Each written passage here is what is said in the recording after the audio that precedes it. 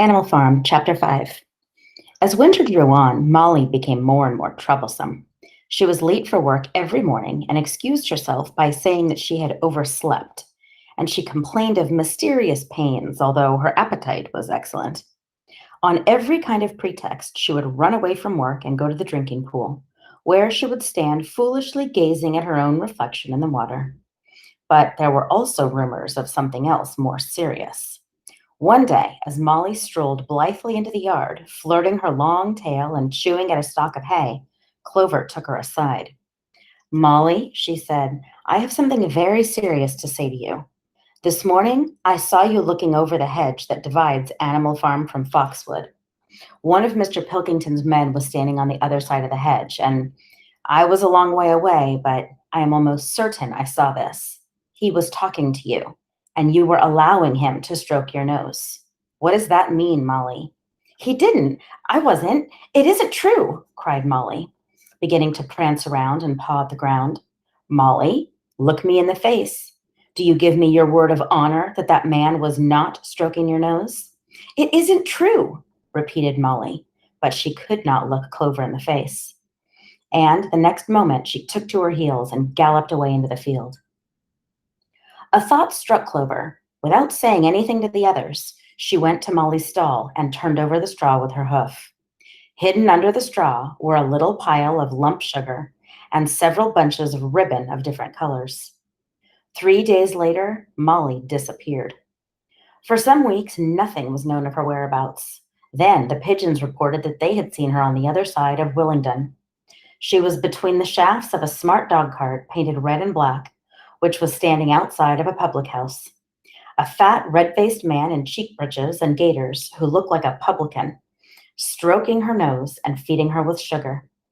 Her coat was newly clipped, and she wore a scarlet ribbon round her forelock. She appeared to be enjoying herself, so the pigeons said. None of the animals ever mentioned Molly again. In January, there came a bitterly hard weather. The earth was like iron, and nothing could be done in the fields. Many meetings were held in the big barn, and the pigs occupied themselves with planning out the work of the coming season. It had come to be accepted that the pigs, who were manifestly cleverer than the other animals, should decide all questions of farm policy, though their decisions had to be ratified by a majority vote. This arrangement would have worked well enough if it had not been for the disputes between Snowball and Napoleon. These two disagreed at every point where disagreement was possible. If one of them suggested sowing a bigger acreage with barley, the other was certain to demand a bigger acreage of oats. And if one of them said that such and such a field was just right for cabbages, the other would declare that it was useless for anything except roots. Each had his own following, and there were some violent debates. At the meetings, Snowball often won over the majority by his brilliant speeches, but Napoleon was better at canvassing support for himself in between times. He was especially successful with the sheep. Of late, the sheep had taken to bleating 4 legs good, 2 legs bad, both in and out of season, and often they interrupted the meeting with this. It was noticed that they were especially liable to break into 4 legs good, 2 legs bad at crucial moments in Snowball's speeches. Snowball had made a close study of some back numbers of the farmer and stock breeder, which he had found in the farmhouse, and was full of plans for innovations and improvements. He talked learnedly about field drains, silage, and a basic slag, and had worked out a complicated scheme for all the animals to drop their dung directly into the fields at a different spot every day to save the labor of cartage. Napoleon produced no schemes of his own, but said quietly that Snowball's would come to nothing, and seemed to be biding his time. But of all their controversies, none was so bitter as the one that took place over the windmill. In the long pasture not far from the farm buildings, there was a small knoll which was the highest point on the farm. After surveying the ground, Snowball declared that this was just the place for a windmill, which could be made to operate a dynamo and supply the farm with electrical power. This would light the stalls and warm them in winter, and would also run a circular saw, a shaft cutter, and a mangle slicer, and an electric milking machine.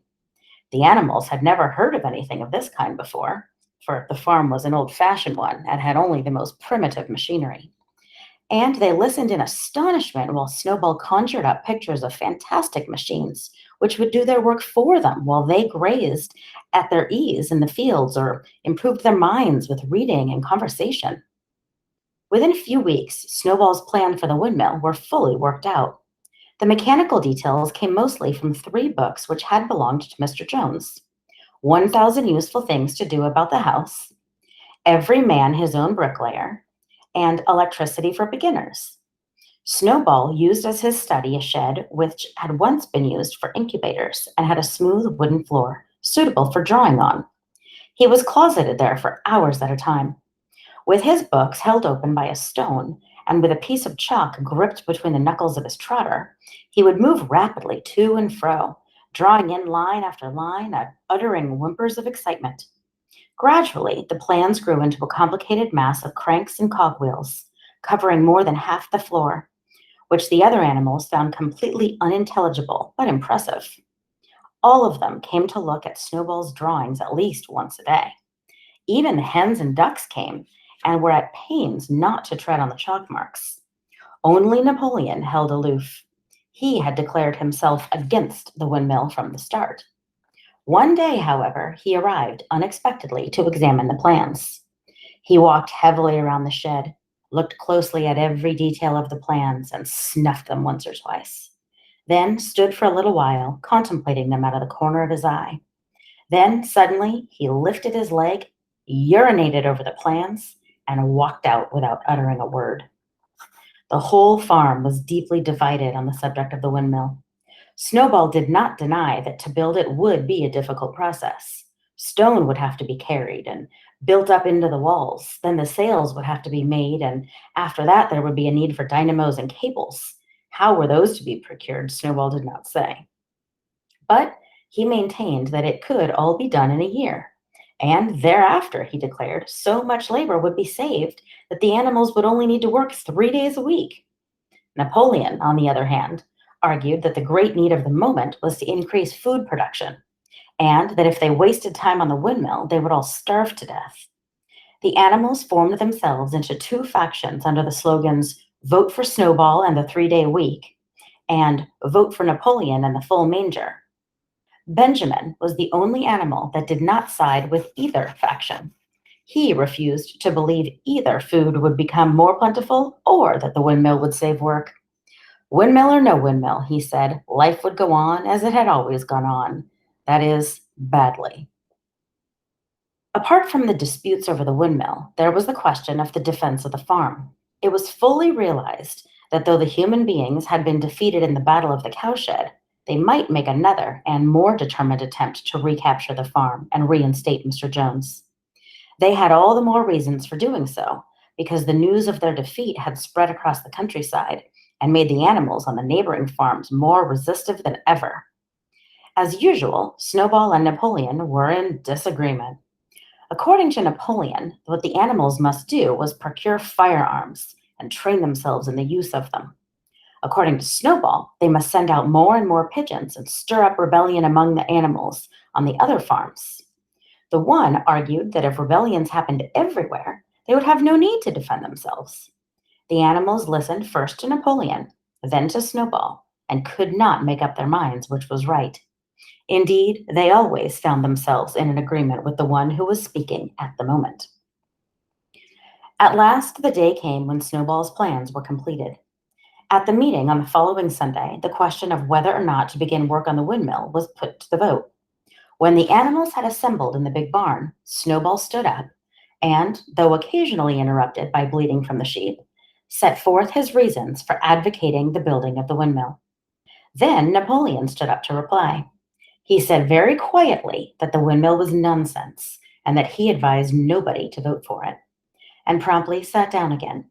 He had spoken for barely 30 seconds and seemed almost indifferent as to the effect it produced. At this, Snowball sprang to his feet and, shouting down the sheep who had begun bleating again, broke into a passionate appeal in favor of the windmill. Until now, the animals had been about equally divided in their sympathies. But in a moment, Snowball's eloquence had carried them away. In glowing sentences, he painted a picture of Animal Farm as it might be when sordid labor was lifted from the animals' backs. His imagination had now run far beyond chaff cutters and turnip slicers. Electricity, he said, could operate threshing machines, plows, harrows, rollers, reapers, and binders, besides supplying every stall with its own electric light, hot and cold water, and an electric heater. By the time he had finished speaking, there was no doubt as to which way the vote would go. But just at this moment, Napoleon stood up and, casting a peculiar sidelong look at Snowball, uttered a high-pitched whimper of a kind no one had ever heard him utter before. At this, there was a terrible baying sound outside, and 9 enormous dogs wearing brass-studded collars came bounding into the barn. They dashed straight for Snowball, who only sprang from his place just in time to escape their snapping jaws. In a moment, he was out of the door and they were after him. Too amazed and frightened to speak, all the animals crowded through the door to watch the chase. Snowball was racing across the long pasture that led to the road. He was running as only a pig can, but the dogs were close on his heels. Suddenly, he slipped, and it seemed certain that they had him. Then he was up again, running faster than ever. Then the dogs were gaining on him again. One of them all but closed his jaws on Snowball's tail, but Snowball whisked it free just in time. Then he put on an extra spurt and, with a few inches to spare, slipped through a hole in the hedge and was seen no more. Silent and terrified, the animals crept back into the barn. In a moment, the dogs came bounding back. At first, no one had been able to imagine where these creatures came from. But the problem was soon solved. They were the puppies whom Napoleon had taken away from their mothers and reared privately. Though not yet full grown, they were huge dogs, and as fierce-looking as wolves. They kept close to Napoleon. It was noticed that they wagged their tails to him in the same way as the other dogs had used to do to Mr. Jones. Napoleon, with the dogs following him, now mounted onto the raised portion of the floor where Major had previously stood to deliver his speech. He announced that from now on, the Sunday morning meetings would come to an end. They were unnecessary, he said, and wasted time. In future, all questions relating to the working of the farm would be settled by a special committee of pigs, presided over by himself. These would meet in private and afterwards communicate their decisions to the others. The animals would still assemble on Sunday mornings to salute the flag, sing Beasts of England, and receive their orders for the week, but there would be no more debates. In spite of the shock that Snowball's expulsion had given them, the animals were dismayed by this announcement. Several of them would have protested if they could have found the right arguments. Even Boxer was vaguely troubled.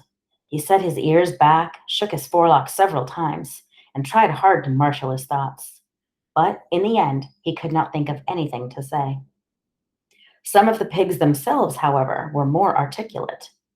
4 young porkers in the front row uttered shrill squeals of disapproval, and all 4 of them sprang to their feet and began speaking at once. But suddenly, the dogs, sitting around Napoleon, let out deep, menacing growls, and the pigs fell silent and sat down again.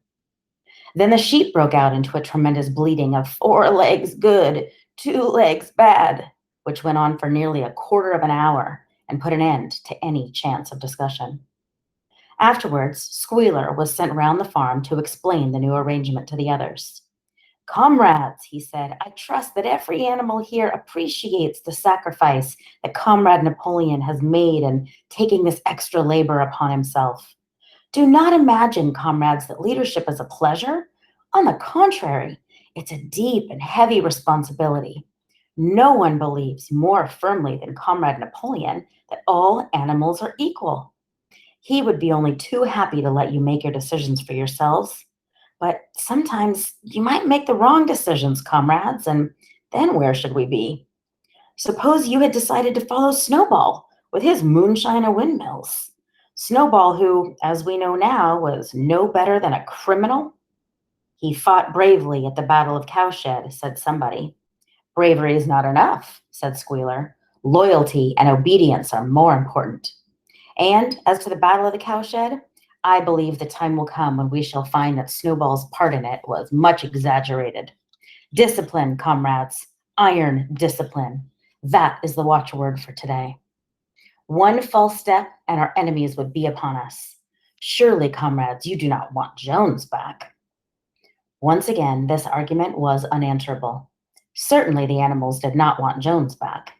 If the holding of debates on Sunday mornings was liable to bring him back, then the debates must stop. Boxer, who now had time to think things over, voiced the general feeling by saying, "If Comrade Napoleon says it, it must be right." And from then on, he adopted the maxim, "Napoleon is always right," in addition to his private motto of, "I will work harder." By this time, the weather had broken and the spring plowing had begun. The shed where Snowball had drawn his plans with the windmill had been shut up, and it was assumed that the plans had been run off the floor. Every Sunday morning at 10 o'clock, the animals assembled in the big barn to receive their orders for the week. The skull of old Major, now clean of flesh, had been disinterred from the orchard and set up on a stump at the foot of the flagstaff beside the gun. After the hoisting of the flag, the animals were required to file past the skull in a reverent manner before entering the barn. Nowadays, they did not sit all together as they had done in the past. Napoleon, with Squealer and another pig named Minimus, who had a remarkable gift for composing songs and poems, sat on the front of the raised platform, with the 9 young dogs forming a semicircle around them, and the other pigs sitting behind. The rest of the animals sat facing them in the main body of the barn. Napoleon read out the orders for the week in a gruff, soldierly style, and after a single singing of Beasts of England, all the animals dispersed. On the third Sunday after Snowball's expulsion, the animals were somewhat surprised to hear Napoleon announce that the windmill was to be built after all. He did not give any reason for having changed his mind, but merely warned the animals that this extra task would mean very hard work. It might even be necessary to reduce their rations. The plans, however, had all been prepared down to the last detail. A special committee of pigs had been at work upon them for the past 3 weeks. The building of the windmill, with various other improvements, was expected to take 2 years. That evening, Squealer explained privately to the other animals that Napoleon had never in reality been opposed to the windmill. On the contrary, it was he who had advocated it in the beginning, and the plan which Snowball had drawn on the floor of the incubator shed had actually been stolen from among Napoleon's papers. The windmill was, in fact, Napoleon's own creation. Why, then, asked somebody, had he spoken so strongly against it? Here Squealer looked very sly. That, he said, was Comrade Napoleon's cunning.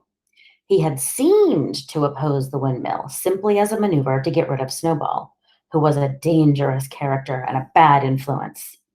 Now that Snowball was out of the way, this plan could go forward without his interference. This, said Squealer, was something called tactics. He repeated a number of times, "Tactics, comrades, tactics," skipping around and whisking his tail with a merry laugh. The animals were not certain what the word meant, but Squealer spoke so persuasively, and the 3 dogs who happened to be with him growled so threateningly that they accepted his explanation without further questions.